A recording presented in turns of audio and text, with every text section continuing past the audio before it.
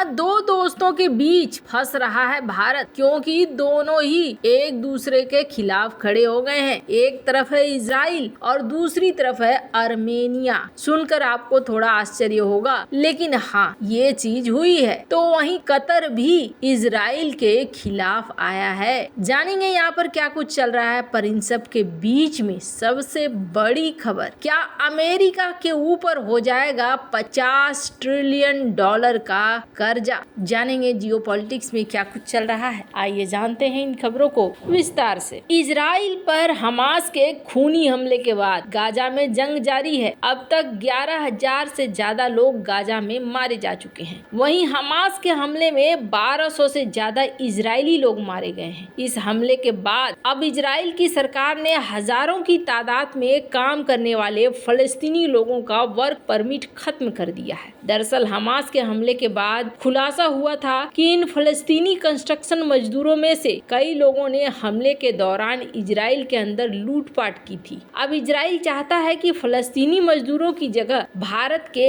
1 लाख कामगारों को बुलाया जाए। इजराइल के इस प्लान का विरोध शुरू हो गया है। आखिर क्यों? माना जाता है कि लगभग 90,000 फिलिस्तीनी इजराइल में हमले से पहले निर्माण क्षेत्र में काम कर रहे थे। अब इन फलस्तीनी लोगों के वर्क परमिट रद्द होने के बाद इजरायली बिल्डर्स एसोसिएशन ने नेतन्याहू सरकार से भारत से 1 लाख लोगों को काम पर रखने के लिए कदम उठाने का आग्रह किया। इस एसोसिएशन ने ये कहा कि हम भारत सरकार से बातचीत भी कर रहे हैं और हम इजरायली सरकार के उस पर मंजूरी देने के फैसले का इंतजार कर रहे हैं। अब विरोध क्यों हो रहा है, तो आपको बता दें, ऐसा माना जाता है कि करीब 20,000 भारतीय पहले से ही इजराइल पर काम कर रहे हैं। इनमें से कई बुजुर्गों की देखभाल करने वाले हैं। आपको बता दें, दरअसल होता क्या है कि यहाँ पर अगर भारतीयों को काम मिलेगा तो फिर फलस्तीनियों के लिए बहुत समस्या हो जाएगी, क्योंकि फलस्तीनी काम के लिए इजराइल पर बुरी तरीके से निर्भर हैं। और आपको बता दें, इजराइल में जो भारतीय रह रहे हैं वो इजराइल को छोड़ना नहीं चाह रहे हैं। कारण क्या है? कारण ये है कि बहुत ही आकर्षक पैसा मिलता है। वहीं दूसरी तरफ भारत के ट्रेड यूनियन को भी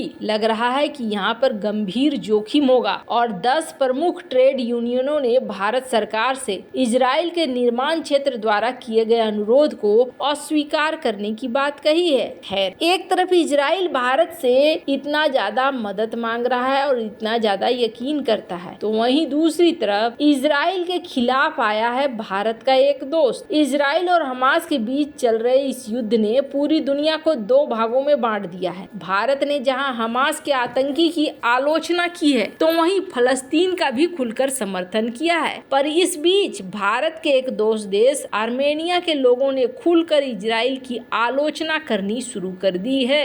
आर्मेनिया पूर्व सोवियत संघ के उन देशों में शामिल है जहां इजराइल के प्रति नफरत बहुत ज्यादा है। इसके पीछे एक बड़ी वजह है और वो वजह है अजरबैजान, जिसकी इजराइल खुलकर हथियारों की मदद करता है। वहीं ईरान आर्मेनिया की हर तरह से मदद करता है। खैर, बहुत तरह की ऐसी बातें हो रही हैं जो नहीं होना चाहिए। कहते हैं, ऐसी बानी बोलिए जमकर झगड़ा हो, पर उससे न बोलिए जो आपसे तगड़ा हो। यहाँ पर आर्मेनिया एक बहुत बड़ी गलती कर रहा है। हालांकि आपको बता दें, आर्मेनिया इस वक्त बहुत जला भुना है, इसलिए आर्मेनिया इस तरह से कर रहा है क्योंकि एक तो CSTO की मीटिंग से आर्मेनिया ने दूरी बना ली। अब आर्मेनिया चाह रहा था कि अमेरिका के साथ मीटिंग हो, लेकिन अजरबैजान ने कहा कि नहीं, हम अमेरिका के साथ मीटिंग नहीं करेंगे। तो यहाँ पर अजरबैजान आर्मेनिया की लड़ाई खत्म नहीं हुई है और आर्मेनिया बहुत अच्छे से जानता है कि उसके हार के पीछे अगर कोई खड़ा है तो वो खड़ा है इजराइल, क्योंकि इजराइल ने इतने अच्छे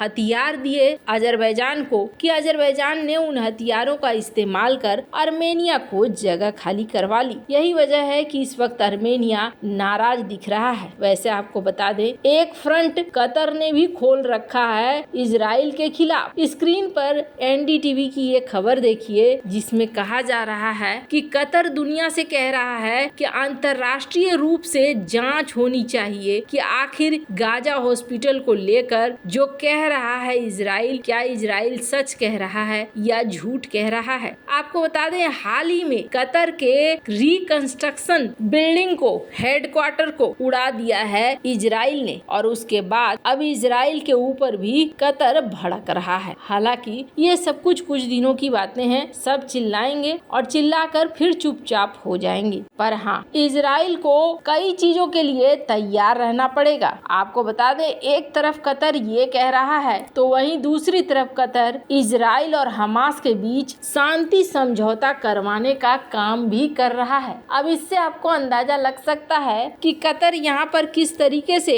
360 डिग्री वाला अपना रिलेशन इस्तेमाल कर रहा है। जहाँ एक तरफ ये सारा कुछ हो रहा है तो वहीं दूसरी तरफ सबसे बड़ी खबर निकल कर आ रही है। खैर, जहाँ एक तरफ ये सब कुछ हो रहा है, ज्यादातर बातें होती हैं दुनिया की इकोनॉमी की, और अभी बात हो रही है चाइना की इकोनॉमी की। पर आपको बता दें, अमेरिका के कर्जे को लेकर भी कुछ इसी तरीके के बयान आ रहे हैं। दरअसल अमेरिका के ऊपर भी कर्जा बढ़ता जा रहा है और इस कर्जे को अमेरिका को जल्द से जल्द निपटाना होगा, वरना ये भी एक टाइम बम की तरह हो जाएगा। जो बाइडेन ने ये कहा था चाइना के लिए कि चाइना की इकोनॉमी एक टाइम बम बनती जा रही है, तो वही चीज अब यहाँ पर कही जा रही है अमेरिका के लिए भी, क्योंकि अमेरिका का कर्जा भी धीरे धीरे बढ़ता ही जा रहा है। स्क्रीन पर एक ग्राफ देख रहे हैं आप। ये ग्राफ 1901 से लेकर 2033 तक के लिए बनाई गई ग्राफ है और इस ग्राफ में दिख रहा है कि 1971 के बाद से धीरे धीरे कर्जा चढ़ता चला गया और ये कर्जा बढ़ते बढ़ते इस वक्त 2023 में 33 ट्रिलियन डॉलर को पार कर चुका है और ये लगातार बढ़ता जा रहा है। माना जा रहा है 2033 तक ये 50 ट्रिलियन डॉलर को भी पार कर जाएगा और अगर ऐसा होता है तो ये अमेरिका के लिए सबसे बड़े खतरे की बात होगी, क्योंकि यूएस डिपार्टमेंट को इस दिशा में अगर काम करते हुए नहीं देखा गया तो इसका मतलब होगा कि दुनिया की कई देशों की अर्थव्यवस्थाओं के बराबर हो जाएगा। और सबसे बड़ी बात यह है कि 50 ट्रिलियन डॉलर, इसका मतलब हो गया है कि हर दिन करीब 5.2 बिलियन डॉलर का कर्जा बढ़ता चला जा रहा है। अब आपके मन में ख्याल आएगा कि ये कर्जा आखिर बढ़ कहां से रहा है, तो जाहिर सी बात है ये कर्जा बढ़ रहा है अलग अलग युद्ध से। आमदनी का स्रोत तो नहीं दिख रहा है, लेकिन हाँ, युद्ध में अलग अलग खर्चे जरूर दिख रहे हैं। यही वजह है कि अमेरिका के लिए एक चिंता वाली बात हो गई है। वैसे इन सब मामले में आपकी क्या राय है, कमेंट कर जरूर बताएं। जल्द मिलते हैं अगले वीडियो में नई खबर के साथ।